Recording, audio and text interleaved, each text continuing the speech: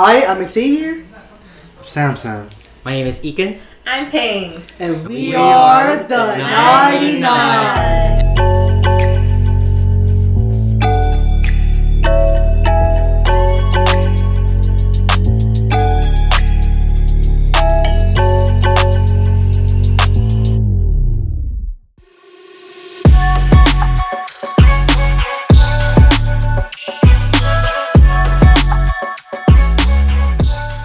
And just a reminder, we created this podcast as a way to encourage modern-day Christians, especially within the Hmong community, to remain faithful in their faith and to just stay deeply rooted in the Word of God. And by doing that, we hope to also spread the gospel through this podcast too.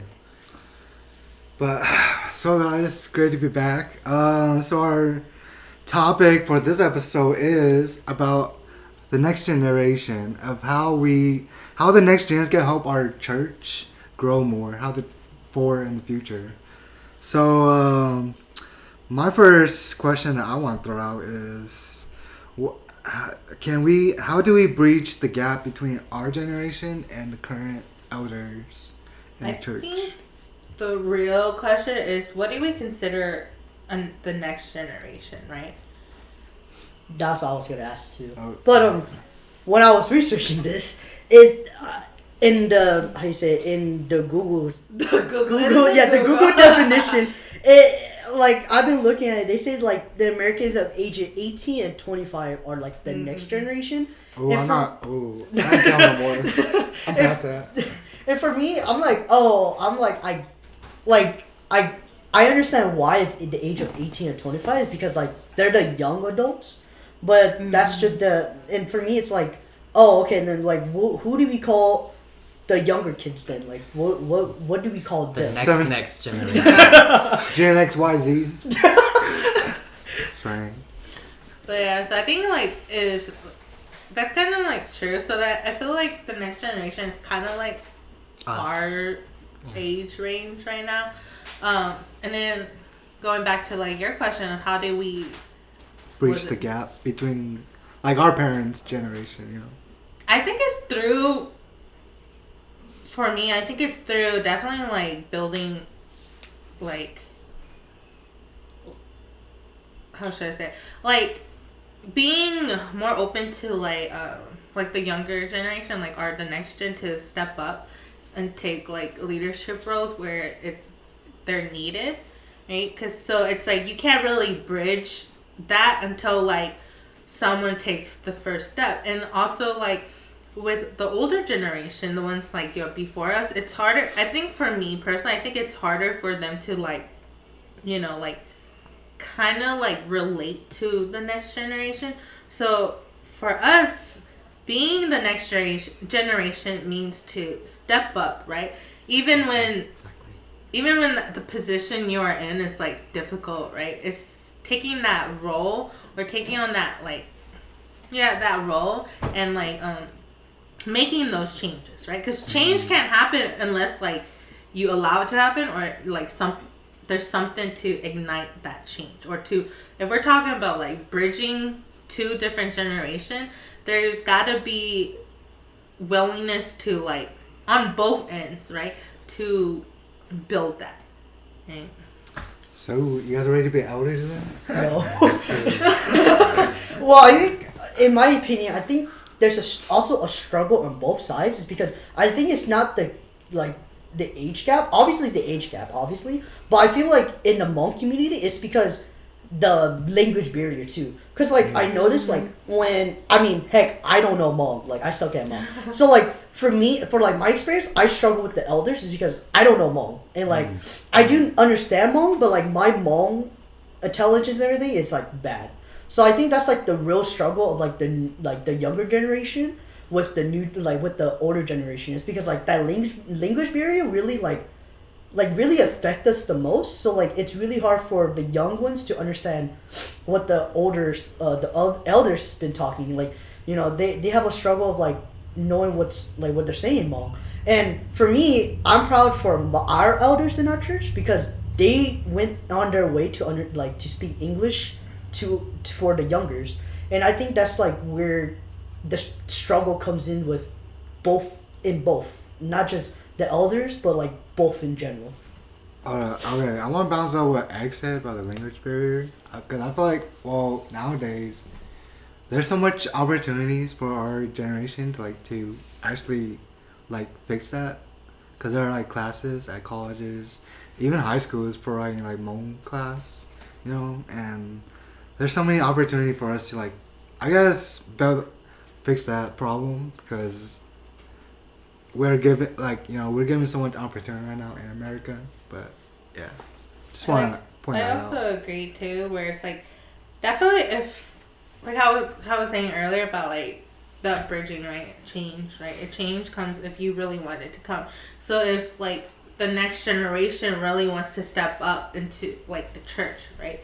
They have to really want it. They really have to want to have that change, right? And if change requires maybe brushing up on the language, for in the Hmong churches, right? If it's that, then learning a bit more Hmong or brushing off more your Hmong language, right?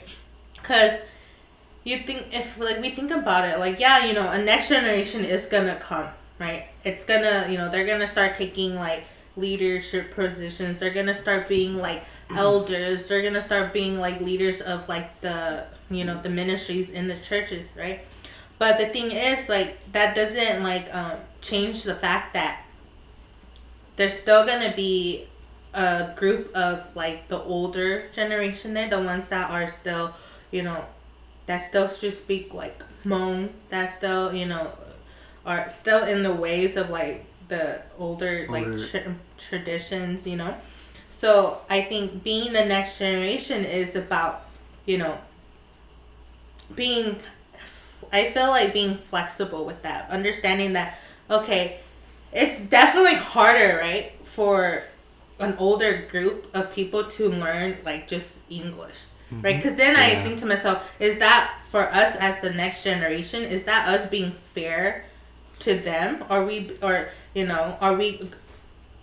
when we step up, are we gonna neglect them, right? Because we don't speak the language anymore, or we don't understand their mindset or where they're coming from, because especially in the Hmong churches, I feel there is that what you call it, that wall, division, that wall, right? It's because it's through Xavier said, it's the language, and also definitely the way their upbringing, right? So how do we as the next generation,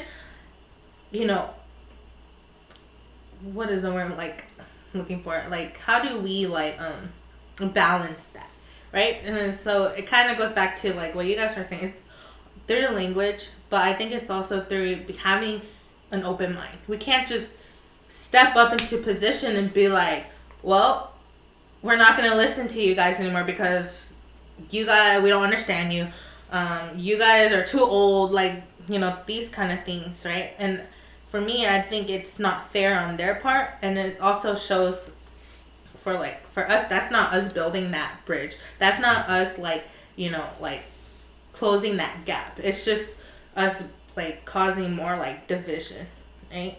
So how, as we are the younger ones, we still Samson said, we have these opportunities. Our minds are still young. Our minds are still capable of learning, right? Capable of picking up on different things. So I think for us, it really is on the next generation to step up. It's really on the next generations to build that bridge, right? Or to build that connection, right? Ministry provides actually a great way to bridge the gap, right? Ministry kind of not force us to communicate with different departments in different age range, and with that, comes challenges, right? Language barriers, of course. Learning the Hmong language has always been a sign of intelligence, right? Our Hmong professor always tell us that those who know Hmong was more respected, especially from the elders. But even if the language has been an obstacle, you can always catch up here and there as you take on ministry, and you will come to see that God does equip you through that. And I think if for the younger generation like us, right? I think if we as leaders shows that we are able to connect with the older generations too, and the younger generations look up to us and they see that as like a good model example, and they will continue that same footstep forward. I was about to say, like, from connecting to you, I was about to say, like, maybe, like, through faith, too. I think that's where, like, we could also kind of, like, try to connect with the elders. It's because, like, if they see that, I think, like, through basically ministry, then I think that's where, like, it helps connect with each other. If hopefully I'm saying that right. But, yeah. You guys, like, ministry, all that, on, like, fellowship, that are, like, those are ways. Because I know, like, with ours, our church, like, when the Nijay or Zijay, they have an event together, like, hiking or, like, going out of Fresno, to, like, a certain area, that they're going to do. They always be like, the younger youth are welcome to join us. And I think that's, like, they're a step from them. It's already an effort from them because they're inviting us to, like, build that fellowship with them. And I think it's up to us to, like, take that opportunity to bridge that gap. And like my sister was saying, it's our turn to put the effort, as you could say. Yeah, like what I noticed too, like especially like for like a Hmong like church, right?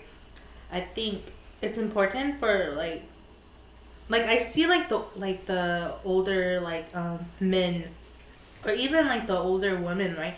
They greet each other. Like men would shake hands, right? And women, like, they would say hi to each other. But I think especially for like the next gen, right? I think we have to carry that kind of attitude, that like characteristic. Because like for me, like from what I see from like a personal like view is like, I think nowadays the younger ones, like, we kind of lack that like that kind of characteristic in us, where I feel like you should be like, even if you're like 20-30 years younger than somebody, you still go and greet them, because that's how you build like connection, right? How do we expect a next gen to grow, or how do we expect the next gen to like lead, right? But we're not taking in what we see from like the older generation, right? So like I think it's important for us to not just like build like our group, like the young ones, right? But it's to be able to help build together, if that makes sense, right? If like, well, I don't know about like you guys, but like for like from like a younger gentleman point of view, like I feel like sometimes like I do see like the younger ones go and like they're like, oh, like 냐정, or like just shake hand, right? Because that is a sign of respect, right? So it's like vice versa, right? If we're expecting, like how Samson was saying, if like the men and the women, right, the older men and women, they're like reaching out, doing like asking us to come join them, and doing that, I think on our end as the next generation rising up, is that we should, like Samson said, do our part as well, right? Even from the simplest thing that like I'm trying to like get at is like a simple like shaking hands with like an elder, or shaking hands with like an older, like a man, like from like a young man to like an older man, or like for like even from like a female perspective, right, from a younger girl to like an older like woman, right? It's like, oh, like greet them, right? Make them feel like known, make them feel like, oh yeah, like these are the next gen that I trust, because I'm gonna trust that they're gonna, when I get even older, that they're gonna like still care for me, and like yeah. I was talking to another youth leader from another church, and we were talking about like the youth, and he was telling me that their youth group, they're more focused on the next gen than I guess the older generation. And it got me thinking, I'm like, the next gen, they're gonna take over. I mean, they're gonna take over they're gonna be the new previous gen, but you also have to focus on the older generation too, because if you don't and you're just mainly focusing on the next gen, then you're gonna like kind of lose lose that group. that relationship like we were talking about, and then later on, it's like like division, you guys said, like, oh, now the younger youth, they don't want to be in service because they don't fit with the older generation no more, like the language barriers, for instance, like I do see like some like youth, who don't know Hmong, they're like confused in service, but I feel like that's why you should also like try to focus building that gap, but yeah. The question I have for you guys is like, since we're talking about like the next generation and everything, why is it so important to like focus on this next generation? Like why are they so important to the church?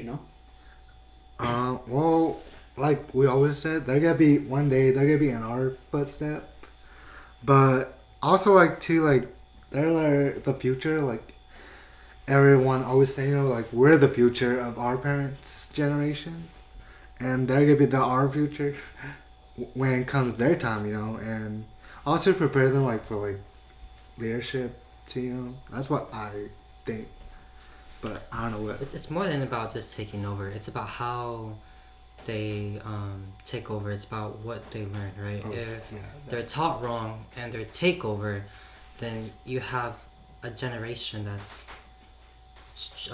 led astray, and it's going to continue on from there, right? So it's really important that the future generation is also taught correctly, that they are deeply rooted into the Word of God, right? In comparison to the other forms of so-called Christians that are out there.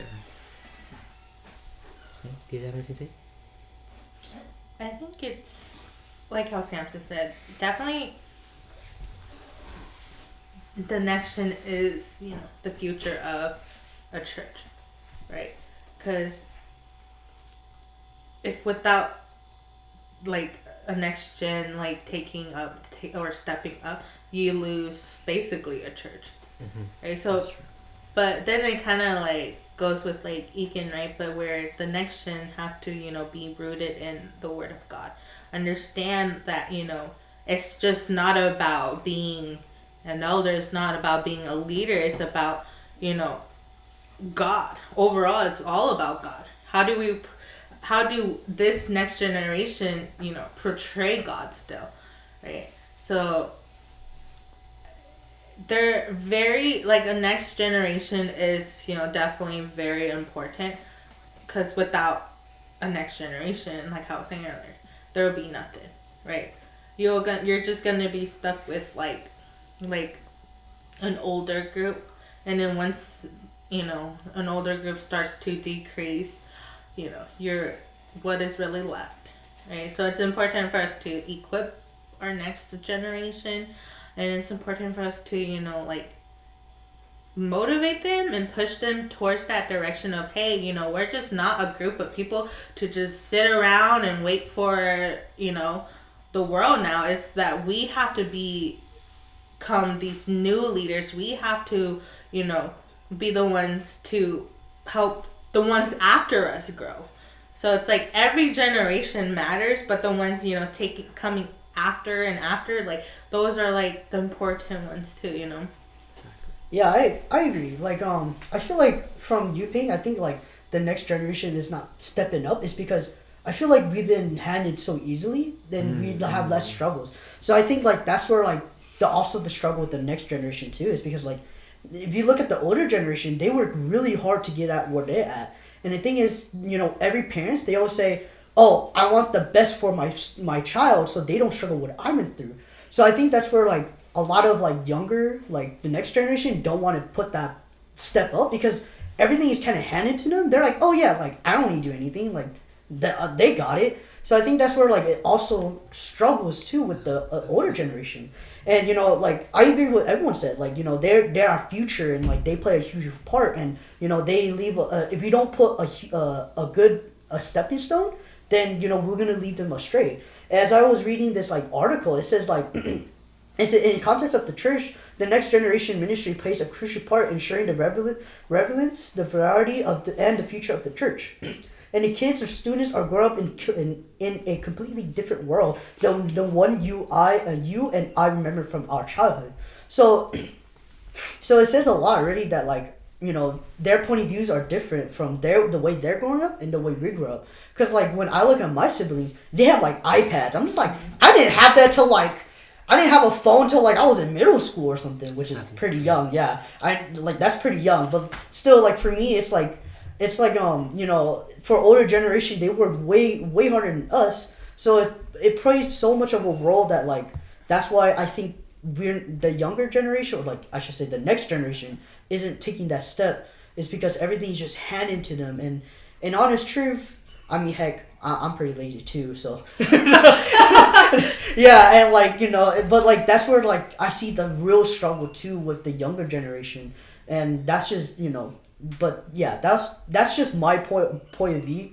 What the heck? Point of view of what I'm seeing too. Thanks. I didn't get a phone until freshman. Like I said, every generation is different, and we hand it easily. But you know, like what y'all were saying about like the why we are so focused on the next gen. You know, I like how Egan was saying about helping them being deeply rooted. You know, I agree with what Egan and my sister were saying about like if we're not gonna make them deeply rooted.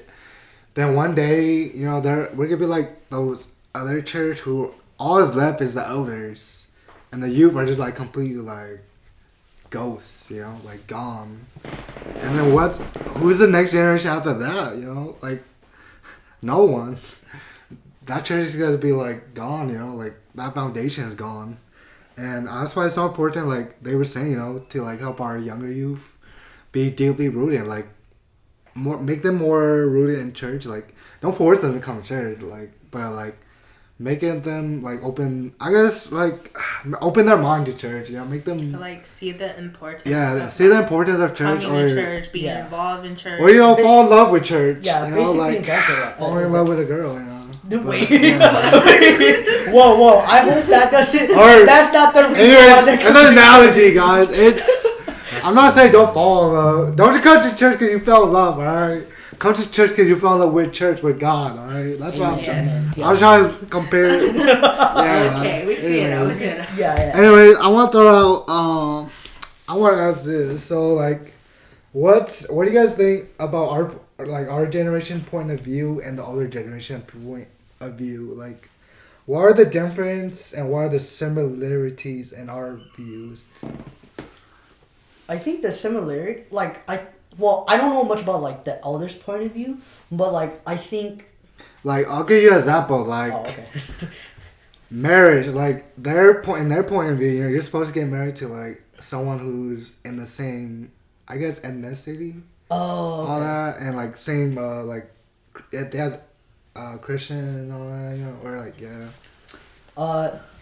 In honest truth, I feel like the similarities that we all have, as we all should as a church, is pursuing God. And I think that's like, I think that's where like, I think everyone has the similarities, is like having faith in God and and I think it's like leadership too. I think that's where like everyone has like, the elders and the young generation have that kind of, not young generation, the next generation, sorry. I think that's where like our similarity comes from, like the role model, you know? I think that's where our similarities come together, but the difference, I don't know. Yeah. I think I can tackle a bit into that, right? Older people are more stubborn. They're not going to change, right? They're not as fluid as the younger generations. So their struggle is always going to be culture, right? It's safe to assume that because they're not likely to change as quick as younger generations, you know, they're always going to face between religion and culture, right? But for us younger generations, we're born to be, we're taught from very young to be more open-minded. We're taught very young from how to quickly learn to adapt to the changes, right? And as, you know, people will say, you know, if your mind is too open, your brain falls out, right? And there is something that I do want to talk a little bit, right? And it's something known as progressive Christianity. Ooh. And because people like to go to articles for a trusted resource rather than the Bible, let's go quickly over what progressive Christian is, right? Progressive Christian is a post-liberal theological movement within Christianity that, in the words of the Reverend Roger Wolseley, seek to reform the faith via the insight of postmodernism and the reclaiming of the truth beyond the verifiable historicity and factuality of the passage in the Bible by affirming the truth within the story that may not have actually happened. Oh, to kind of dumb it down a little bit, right? Water it down, right? Water it down. Oh yeah, sorry. To water it. That doesn't sound A way to soft. say it is, let's choose what sounds more believable, right? Let's choose what we like to hear, and most importantly, let's tolerate where the world is going, and let's add that into our faith, right? And that is something that I do kind of see within our church sometimes too. We do have a few Christians who, their religious, their view of belief is a little different from ours, and part of it is because of progressive Christianity, right?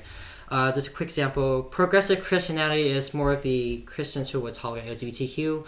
They're more the Christians who will focus more on daylight saving or keeping the earth green, global warming, all that stuff, because these are the social trends that the world is heading towards. And if the world is heading towards that way, then so will a church who holds progressive Christianity. They will follow the world in those single aspect. So however the world changes, they will always follow what the world does, right? But we do know that the Bible doesn't call us to do that, right? It calls us to be to stick to what God has said, and it shows that what God has said has never changed throughout history. But I think that is some of the difference between the younger generations. From what I see, our point of like X was saying, our similarity is, we all believe that coming to church and truly accepting Christ will get you to heaven. That's one thing we all agree on. Mm-hmm.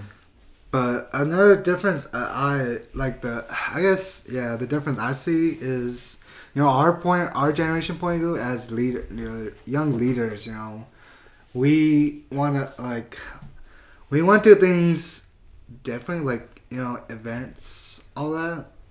But then the elders, they I guess this is in their mindset, right? Because they're like, we've done it before. We know what's right, or what's, how it works, We know how it works.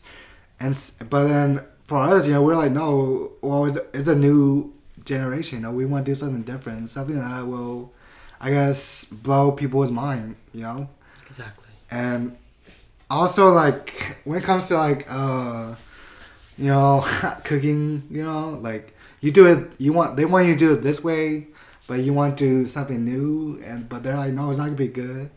If you're not gonna do it this way, then it's gonna be terrible. Mm-hmm. But you're like, but all that. But that's how I see our difference and similarity points of view. I also think the difference is the elders sees the next generation as kids still.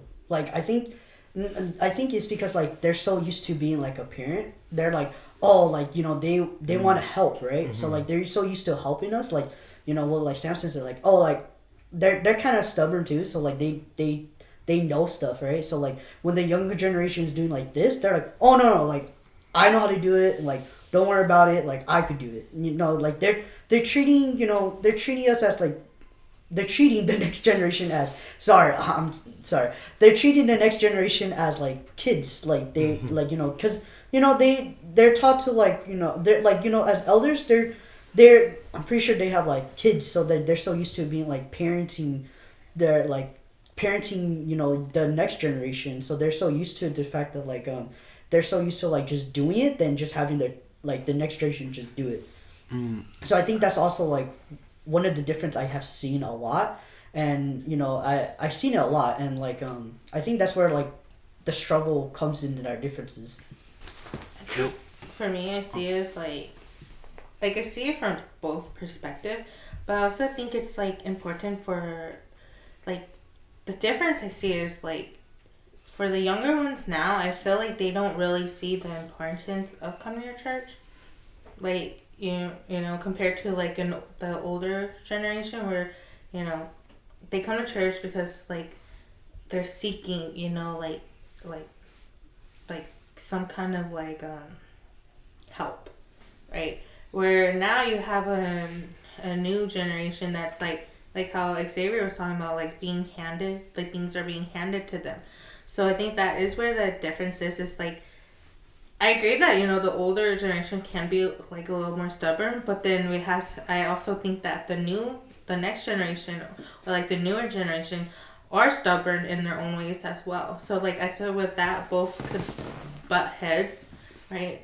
So, and then the more I think about it, it's like how different are we from each other, right? In those aspects, the truth is, you know, we might not be so different. Like, yeah, you know, it's maybe the way we grew up and the environment we grew up in is different now, but the similarity is, you know, like how Xavier was saying too, is, you know, like it's our pursuing God, right? But like how I said earlier, the little difference I see is, you know, definitely the views of like importance of church.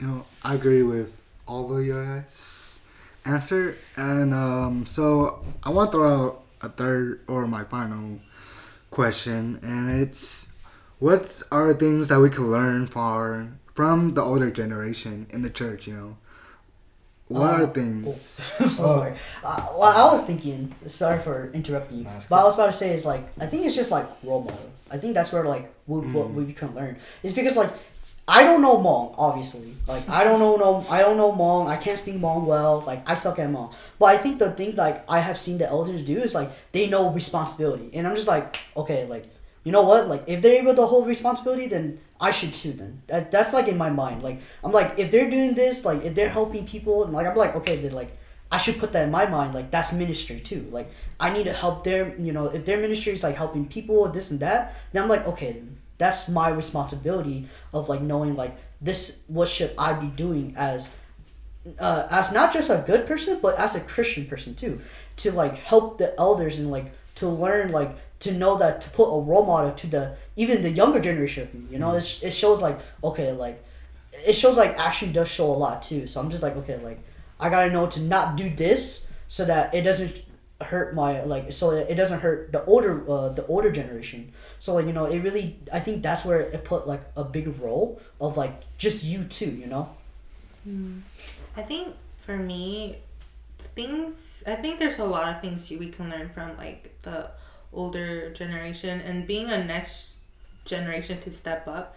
I think obviously, you know, we're all humans, right? There's gonna be things that, you know, we don't agree upon. There's gonna be things, actions or words and things that, you know, they may say that we feel like, you know, it's not good, or like there's things that we do that, you know, they see as not like good as well. So for me, I think taking away is the good aspect of it. Like, you know, like how Xavier's saying, you know, if you see, like, if there's a person, an older person who their leadership skill is like, you know, that you feel like it's really good, you know, learn from that, right? Take that leadership, right?